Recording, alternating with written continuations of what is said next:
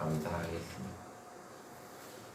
다 찾으셨나요? 그럼 다 같이 합독하시겠습니다. 요나단이 그의 아버지 사울에게 다윗을 칭찬하여 이르되 원하건대 왕은 신하 다윗에게 범죄하지 마옵소서.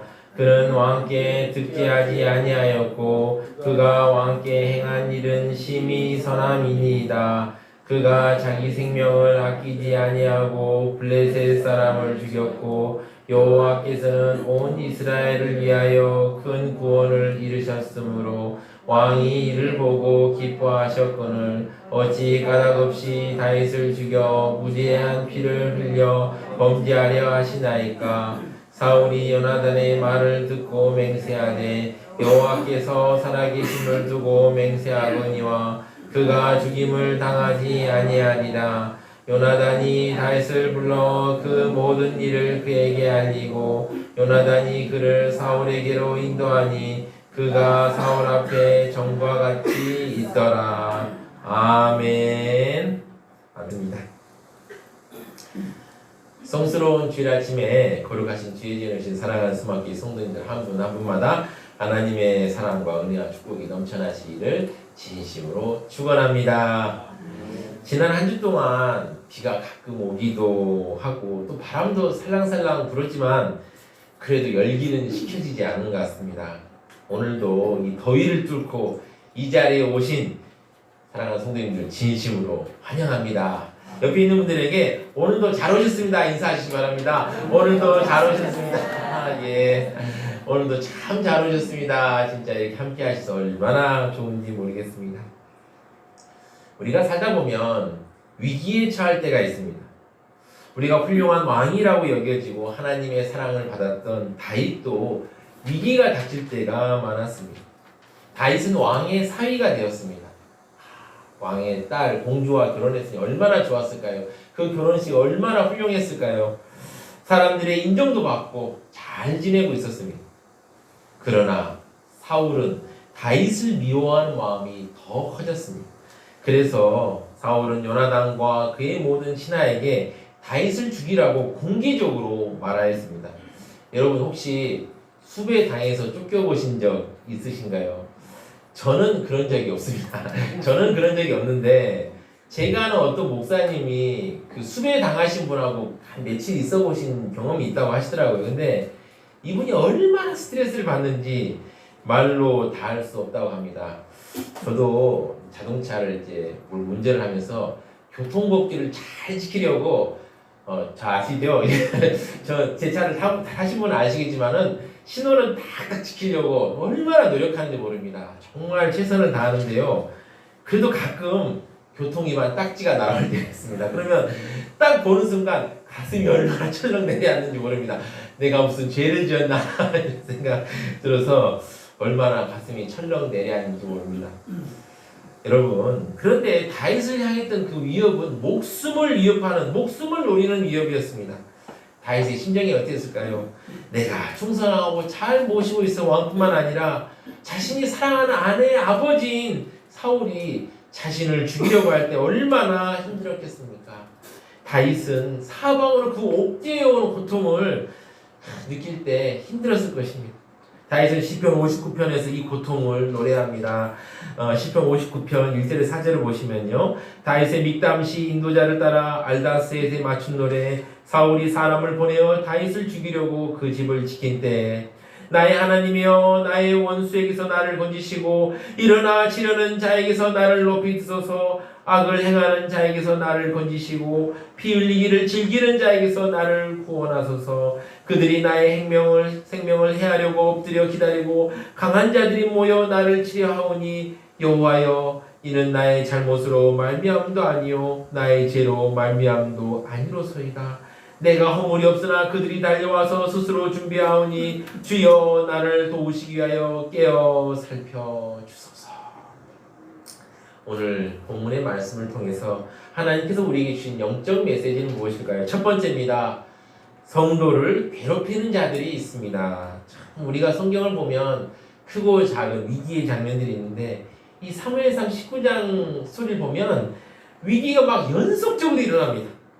다윗은 절대 권력자의 미움을 받아서 도무지 살 수 없는 상황에 처했습니다. 1절을 보시면 사울이 그의 아들 요나단과 그의 모든 신하에게 다윗을 죽이라 말하였더니, 과거에는 사울이 다윗을 시기해서 은밀하게 죽이려고 했습니다. 그러니까 자기가 알아 싸우다 죽든지 아니면 은밀하게 죽이려 했는데, 이제는 공개적으로 대놓고 이제 죽이려고 했습니다. 그래서 다윗은 죽음의 위기를 맞이하게 되었습니다. 그러니까 사울이 다윗이 없을 때, 요나단과 그 신하들만 있을 때 다윗을 죽여야 된다, 죽여라 라고 말했던 것입니다. 여기서 우리가 알 수 있는 게 무엇입니까? 이 세상에는 성도를 괴롭히는 이가 있다는 사실입니다. 여러분, 다윗이 어떤 잘못을 했습니까? 다윗은 사울에게 충성되게 행하였습니다. 그러나 사울은 다윗을 죽이려고 했습니다. 게다가 이번에는 공개적으로 죽이려고 했습니다. 다윗이 이 소식을 들었으면 얼마나 놀랐을까요? 더군다나 이러한 다윗이 죽이라는 명령을 누구에게 합니까? 자기 아들 요나단에게 합니다. 사울이 다윗과 요나단이 굉장히 친한 사이임을 모르지 않았을 것입니다. 그런데 이렇게 아들에게 부탁하는 건 제정신이 아니었다는 사실을 알 수 있죠. 이렇게 믿음으로 살아가는 성도들을 괴롭히는 자들이 있습니다. 우리의 인생길은 참으로 쉽지 않습니다. 존 버넌의 철로의 역정, 혹시 사진 있나요? 그림 있나요? 혹시 뒤에 그림 하나 있나요? 네, 없습니까? 네, 알겠습니다. 네, 존 버넌의 철로 역정이라는 책이 있는데, 이 책에 보면 주인공 크리스천이라는 사람이 있습니다. 전도자의 인도를 받아 이제 길을 떠납니다. 이게 철로 역정이 성도가 구원을 완전히 완성하기까지 과정을 이렇게 이야기체로 풀어놓은 책인데요. 이 길이 평탄하면 얼마나 좋겠습니까? 전도자의 인도를 받아 이제 나는 믿음의 길로 간다, 천국 길을 가겠다라고 발을 떼어서 가는 순간 얼마 지나지 않아 낙심의 늪이 나타납니다. 그래서 늪에 빠져서 허우적거립니다. 뿐만이니까 우리 철로역정 읽어보신 우리 성도님들 아시겠지만, 그가 믿음을 가기 위해서 이 방해하는 자들이 정말 많았고 얼마나 고비가 많았는지 모릅니다. 사랑하는 성도 여러분, 성도의 길을 가는 것은 평탄한 길을 가는 것이 아닙니다. 얼마나 많은 고비와 역경이 우리를 기다리고 있는지 모릅니다. 그 중에 사단은 우리를 어떻게든 낙심시키고 멸망시키려고 합니다. 우리는 사무엘상 19장 내내 이런 모습을 볼 수 있습니다. 우리가 읽지 않았지만 8절부터 19장 8절 10절까지 보시면, 전쟁이 다시 있으므로 다윗이 나가서 블레셋 사람들과 싸워 그들을 크게 쳐 죽이매 그들이 그 앞에서 도망하니라. 사울이 손에 단창을 가지고 그의 집에 앉았을 때 여호와께서 부리신 악령이 사울에게 접하였으므로 다윗이 이 손으로 수금을 탈 때 사울이 단창으로 다윗을 벽에 박으려 하였으나 그는 사울 앞을 피하고 사울의 창은 벽에 받친지라. 그 다윗이 그 밤에 도피하매 사울을 위하여 악기를 연주하려 했을 때 사울이 다윗을 죽이려고 단창, 이 정도 된 창인데요, 확 박으려고 창을 던졌습니다. 사울은 창의 명인이었어요. 창을 잘 던졌습니다. 던지면 반드시 맞는 사울의 창을 다윗이 딱 피했던 거예요. 얼마나 마음이 서늘했을까요? 그리고 도망쳤겠죠. 사울은 여기서 멈추지 않았습니다. 11절을 보시면 사울이 전령들을 다윗의 집에 보내어 그를 지키다가 아침에 그를 죽이려 한지라. 여러분, 또 여기뿐입니까? 19장의 다른 곳을 보면 다윗이 사무엘에 있는 곳으로 이제 숨어가니까 거기서도 어떻게든 그를 죽이려고 사람을 보내다가 나중에 자신이 직접 갑니다. 성경은 왜 다윗의 이런 공경을 그대로 우리에게 전하고 있을까요? 저는 이것이 우리의 인생을 보여주고 있기 때문이라고 생각합니다. 구약은 신약의 그림자입니다. 구약에서 일어난 사건은 신약의 성도들의 삶을 미리 보여주는 것 같습니다. 우리는 예수를 믿고 새로운 삶을 살게 되었습니다. 하지만 우리가 새로운 삶, 믿음의 삶을 사는데 세상은 그대로 있습니다. 이것은 마치 다윗이 처한 상황과 같다고 볼 수 있죠. 다윗은 사무엘을 통하여서 왕으로 기름 부음을 받았습니다. 그런데요, 기름 부음 받은 왕인 사울은 아직도 건재합니다. 하나님께서는 다윗을 왕으로 삼으셨지만 그래도 사울이 그대로 왕으로 이스라엘을 통치하도록 허락하셨습니다. 이처럼 성도는 천국 백성이고 또 하나님 나라에 소속되어 있지만, 그리고 이미 하나님의 나라가 우리 안에 있지만 아직 이루어지지 않는 것과 같습니다. 다윗이 왕으로 기름 부음 받았지만 아직 왕이 되기 위하여 기다리고 기다려야 했던 것처럼 우리는 아직 지금 이미와 아직 사이에 험한 인생길을 걸어가야 합니다. 우리의 고난은 여기서 시작됩니다. 성도의 길은 생명의 길이고 영광의 길입니다. 그 길로 가야만이 생명을 얻을 수 있습니다. 우리는 이렇게 생각할 때가 있습니다. 아이고, 성도로 살아가면 다 잘 되겠지. 고난은 이제 안녕, 이렇게 생각할 때가 많습니다. 그리고 이렇게 하기도 하고 교회에도 오기도 합니다. 그러나 실제로 어떠합니까? 어려움이 있지요. 그럼 포기해야 합니까? 아니죠. 앞서 말씀 철로 역정에서 크리스찬이 순례의 길을 필그림 프로그레스죠. 필그림스 프로그레스. 순례의 길을 시작하자마자 낙심의 늪에 퐁당 빠지고 맙니다. 이때 크리스찬을 따라왔던 사람이 있어요. 유순이라는 사람 있는데 이 사람은 그 고비를 못 넘고 믿음의 길 가는 걸 포기합니다. 반면에 크리스찬은 그 고비를 잘 넘깁니다. 어떻게 넘길 수 있었을까요? 도움이라는 이에 도움을 받았기 때문입니다. 우리 주님께서 우리와 함께 계시기 때문에 우리의 어려움을 잘 알고 있습니다. 그래서 우리가 이렇게 고통받는 것을 그대로 보고 계시지 않습니다. 그러면 어떻게 하실까요? 두 번째입니다. 성도를 돕는 이가 있습니다. 두 번째입니다. 성도를 돕는 이가 있습니다. 그렇죠. 1절을 보시면 1절의 지시 위에 다윗의 친구 요나단이 얼마나 놀랐을까요? 요나단은 다윗을 많이 좋아했습니다. 그래서 다윗에게 이 사실을 알립니다. 2절을 보시면 그가 다윗에게 말하기를 내 아버지 사울이 너를 죽이기를 꾀하느니라. 그러므로 이제 청하노니 아침에 조심하여 은밀한 곳에 숨어 있으라. 성경이란 이 책이 모든 걸 다 자세하게 수술하고 있지 않습니다. 그래서 정황을 보고 이해할 수밖에 없는데요. 지금 상황은 아주 급박한 상황입니다. 왜냐하면 사울이 요나단과 다윗에게 그 다음날 아침에 죽여라라는 말을 했을 거예요. 그래서 아침에 숨어 있으라고 말한 것입니다. 여기서 아침이란 다음날 아침을 말하는데요. 사울이 이때 다윗을 죽이려고 했기 때문에 피하라고 알려주었던 것입니다. 아침에 요나단과 신하들이 다윗을 보자마자 죽이라고 명령했던 것이죠. 그러면서 요나단은 다윗에게 이렇게 알려줍니다. 내가 나가서 내가 있는 들에서 내 아버지 곁에 서서 내 일을 내 아버지와 말하다가 무엇을 보면 내게 알려주리라 하고 다윗에게 숨어 있을 것을 강권하는 말 이후에 요나단 자신이 다윗을 돕겠다고 말하고 있습니다. 요나단 자신이 다윗이 숨어 있는 그 들로 나가서 부친 사울을 만나고 또 사울 곁에 서서 다윗의 억울함을 호소하며 사울 왕이 마음을 바꾸도록 말해보겠다는 것입니다.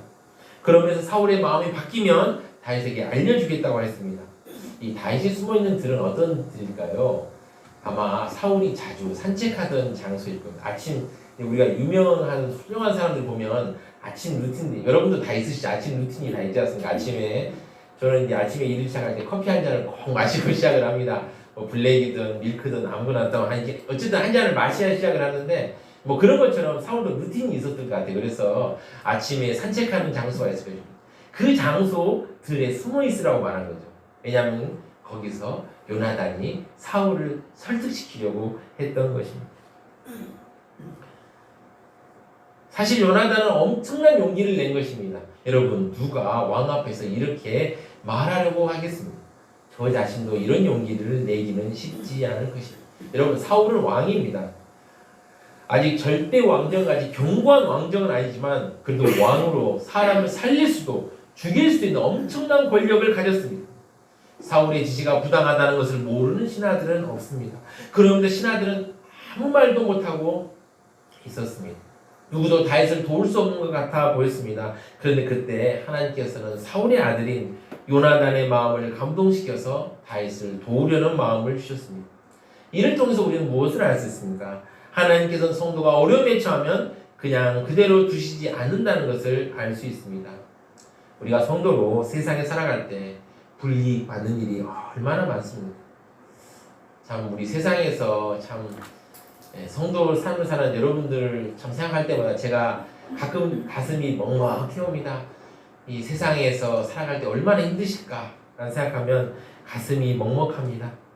그런데 이렇게 지금은 좀 덜해졌죠. 지금은 뭐 덜해졌기 때문에 뭐 그래서 감사하지만 그래도 믿음으로 살아가려고 하면 고난이 참 많습니다.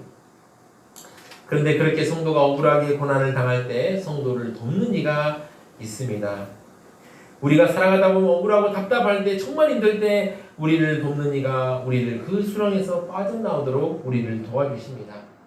사도 바울이 전도 여행을 했죠. 이 전도 여행하면 우리가 다 낭만적인 생각 많이 하지 않습니까? 뭐 아름다운 풍광, 또 맛있는 식사, 또 즐겁고 따뜻한 뭐 보금자리 이런 생각 많이 하지 않습니까? 근데 여행이라는 게 옛날에는 정말 힘들었어요. 특히 전도 여행, 바울의 전도 여행 얼마나 힘들었을까요? 그런데 이제 전도 여행 중에 있을 때 얼마나 많은 고난이 있었습니까? 뭐 배가 파손되기도 하고 강도도 만나기도 하고 40에 한 번 감한 매를 막 여러 번 맞기도 하고 돌로 3번 맞기도 하고 참 힘들었죠. 그 중에 이제 에베소시에서 바울이 3년간 두란노송을 해서 이제 하나님의 복음을 강론하고 막 하니까 사람들이 마음이 움직이기 시작해요. 아, 그렇구나. 하나님이 진리구나. 그렇게 하니까 그동안 우상을 섬겼던 우상에 관한 이 점에 대한 책들을 다 버리고 막 불에 태우기 시작한 것입니다. 그리고 우상을 버리고 하나님만 섬기겠다고 나왔습니다. 그러자 어떤 일이 벌어집니까? 우상을 팔아서 돈을 벌고 있던 사람들이 화가 난 것입니다. 얼마나 화가 나겠어요. 그동안 하루에 매출이 막 얼마 있었는데 이 사람들이 우상을 사지 않으니까 이제 점점 그 재고가 막 쌓이는 겁니다. 얼마나 화가 났겠습니까? 그래서 다윗을 미워해서 막 소동을 일으키고 폭동을 일으킵니다. 야, 여기 다윗 죽게 생겼고, 아니 다윗이 죄송합니다. 바울이죠. 바울을 막 제적하는 막 폭동을 막 일으킵니다. 그러니까 이제 사람들은 그렇죠. 아, 바울은 꼼짝없이 죽었구나. 근데 그때 바울을 돕는 사람들이 얼마나 많았죠. 특히 에베소시의 서기장이라는 사람이 그 폭도들 앞에 서서 바울을 변호했습니다. 여기서 서기장이라 하면 이 도시에서 가장 중요한 행정관입니다. 지금은 좀 뭡니까? 뭐 고향시장 뭐 이렇게 볼 수 있겠죠. 시장 정도라고 볼 수 있겠죠. 이 사람이 바울을 도와줍니다. 그가 폭도들을 달래고 바울이 공경에 처하지 않도록 도와줍니다. 사랑하는 성도 여러분, 지금 어려움에 처했으니까 하나님께서 우리를 도우심을 기억하십시오. 성도를 돕는 일을 보내주십니다. 여러분, 하나님께서 우리 성도를 가만두지 않습니다. 돕는 일을 보내주십니다. 이걸 생각하며 우리 찬양 하나 하겠습니다. 하나님은 너를 지키시는 자 찬양하시겠습니다.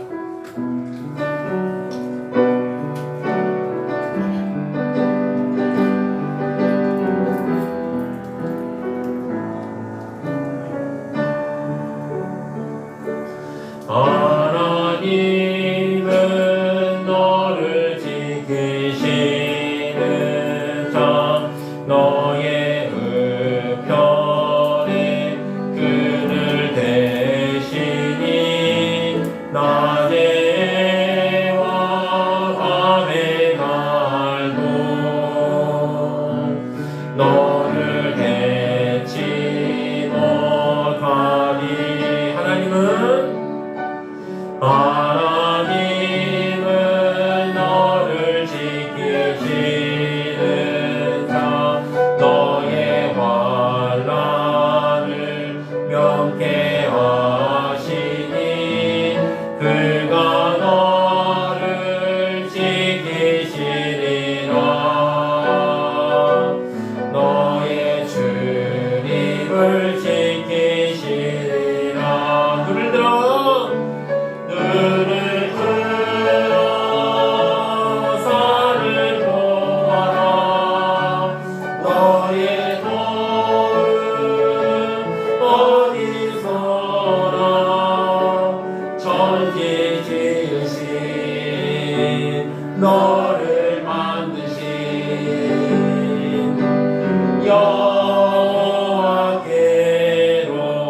여호와께로다. 눈을 들어 산을 보아라. 너의 도움 어디서나 천지 지으신 너를 만드신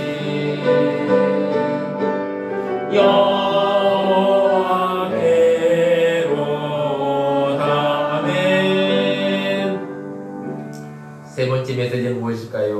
예수님께서 우리를 변호해 주십니다. 마침내 아침이 되자 요나단은 사울이 아침에 산책하는 그곳에서 다윗을 변호합니다. 4절 5절을 보시면 요나단이 그의 아버지 사울에게 다윗을 칭찬하여 이르되 원하건대 왕은 신하 다윗에게 범죄하지 마옵소서. 그는 왕께 득죄하지 아니하고 그가 왕께 행한 일은 신이 선함이니이다. 그가 자기 생명을 아끼지 아니하고 블레셋 사람을 죽였고 여호와께서 온 이스라엘을 위하여 큰 구원을 이루셨으므로 왕이 이를 보고 기뻐하셨거늘 어찌 까닭없이 다윗을 죽여 무죄한 피를 흘려 범죄하려 하시나이까.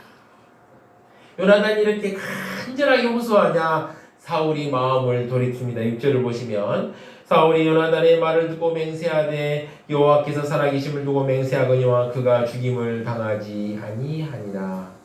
지금 사울의 상태는 지금 악령에 완전히 사로잡힌 상태가 아닙니다.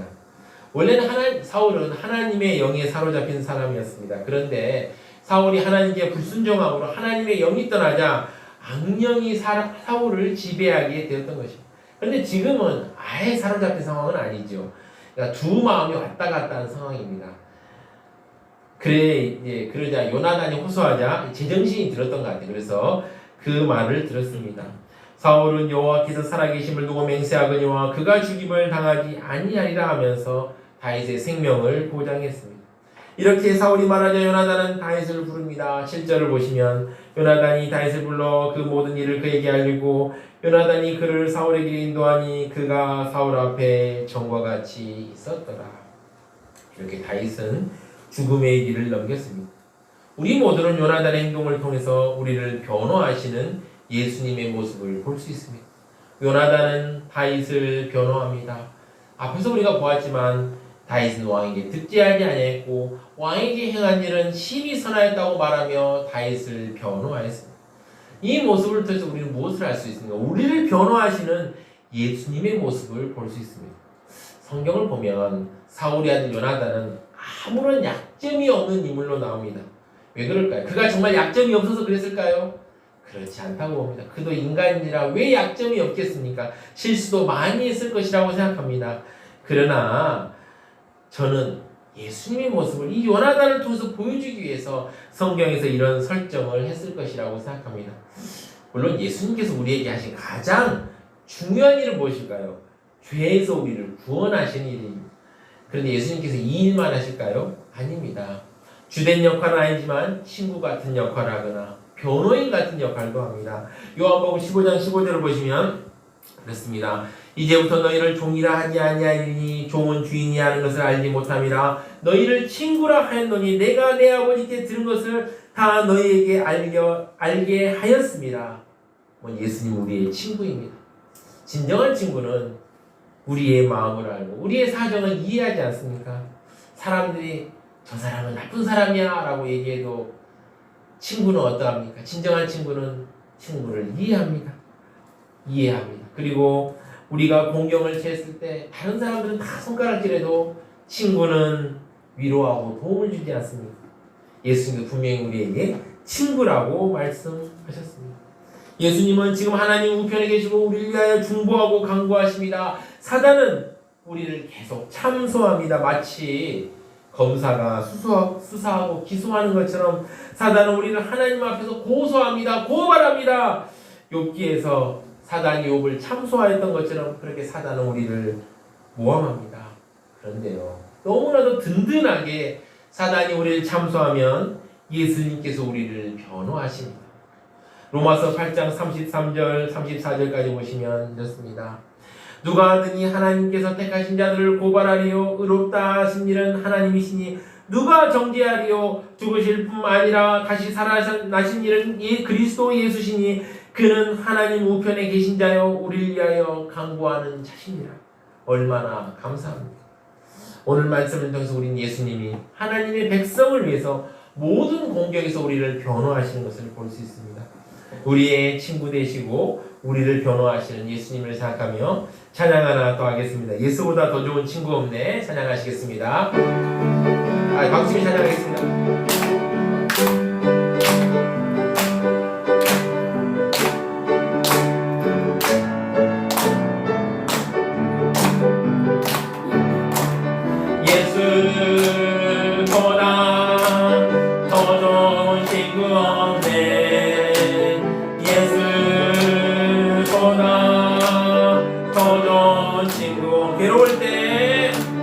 괴로울 때 다가와서 마음에 평화주는 신실하신 나의 참 친구.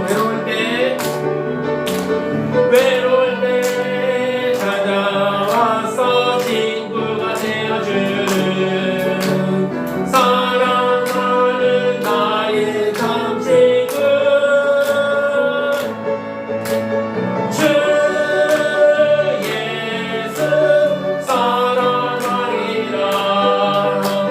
나의 생명 갈 때까지 주 예수 사랑하리라. 나의 생명 갈 때까지. 예수 사랑, 예수 사랑, 참 좋은 예수 사랑. 예수 사랑, 참 좋은 예수 사랑. 세상 제일 가는, 세상에서 제일 가는 그분으로 유혹해도 예수님만 사랑하겠네.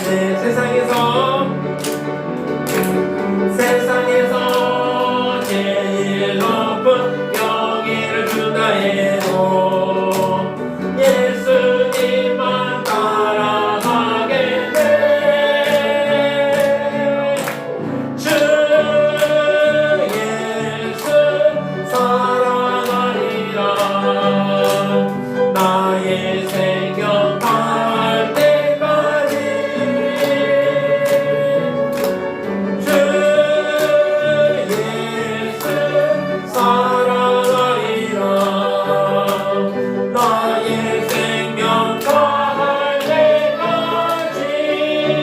아멘. 아멘. 사랑하는 수막기 성도 여러분, 지금 사방에서 죄오는 압박을 느낄 때가 있습니까? 오늘 다윗도 그런 압박을 느꼈을 것입니다. 아니, 더 심하게 느꼈을 것입니다. 우리 중에 지금 다윗처럼 생명의 위협을 매 순간 느끼고 있는 사람은 거의 없을 것입니다. 민주주의 국가에서 자유를 누리며 사는 우리에게는 다윗이 느꼈던 압박을 느낄 기회는 거의 없을 것입니다. 그럼에도 불구하고 믿음의 길을 걸어가는 성도의 삶에서 막막하고 어려움을 느낄 때가 많을 것입니다. 그럴 때마다 우리를 변호하고 계시는 예수님을 기억하십시오. 예수님께서는 여러분의 어려움과 한숨을 다 들으시고 기억하십니다. 놀랍지 않습니까? 예수님 우리의 친구이십니다. 예수님 우리의 변호사이십니다. 예수님 우리의 중보자이십니다. 중보자란 무엇일까요? 하나님과 인간 사이에서 중재 역할을 담당하는 자입니다. 얼마나 감사하고 든든합니까? 우리가 하나님 보시기에 항상 의를 행하는 건 아니지. 실수도 할 때도 있고 넘어질 때도 있지. 이때 예수님께서 다 중간에 서셔서 저 성도가 이러이런 사정 때문에 이랬습니다라고 나를 위해서 변호하고 있다는 걸 생각해 보십시오. 얼마나 마음이 든든하고 좋습니까? 저는 우리를 위해서 하나님 우편에 앉아서 기도하시고 중보하신 예수님만 생각하면 저는 힘이 납니다. 저도 세상을 살다 보니 가끔 트러블이 없을 때가 트러블이 다 있죠. 법적인 문제가 생길 때가 있습니다. 이럴 때 잘 모르겠으면 친분 있는 변호사들에게 한번 물어보기도 합니다. 그런데 그 대답을 들을 때 마음이 시원해지는 것 같아 너무 좋습니다. 특히 그 변호사가 정말 나를 사랑하는, 나를 생각하는 사람이라면 얼마나 더 믿음이 가고 좋겠습니까? 우리에겐 예수님이 있습니다. 어려움이 다가올 때마다 저는 새벽에 기도하며 용기를 얻습니다. 그렇지. 나에겐 예수님이 있지. 우리 교회를 세우시고 지켜주시는 예수님이 계시지 하며 용기를 얻습니다. 아직 여름이 물러가지 않아 힘든 하루하루지만 이번 한 주 동안에도 우리의 변호사이시고 우리의 중보자 되시는 예수님을 생각하고 힘있게 하루하루 믿음의 길을 걸어가시는 사랑하는 수만기 성도님들 되시기를 진심으로 축원합니다. 우리 다 같이 합심하여 기도하겠습니다. 우리를 둘러싼 고난보다는 친구 되시는 예수님을 바라보도록 이 기도 제목 두고 주여 한번 외치고 힘차게 기도하시겠습니다.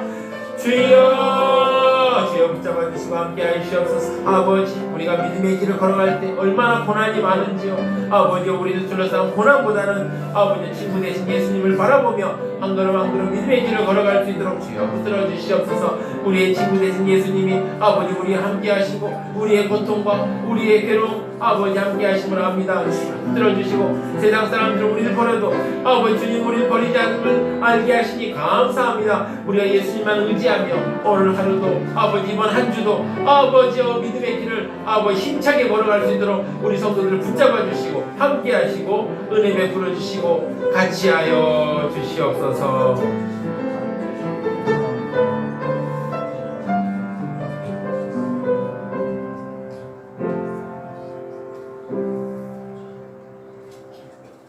참으로 죄인된 우리를 사랑하시는 하나님 아버지, 오늘 말씀을 통해서 우리가 우리의 고난보다 우리를 도우시고 변호하시는 예수님을 알게 하시니 감사합니다. 우리가 우리의 고난보다는 우리를 변호하시는 예수님을 바라보며 하루하루 승리할 수 있도록 인도하여 주시옵소서. 이 모든 말씀 우리 주 예수 그리스도 이름 기도드립니다. 아멘.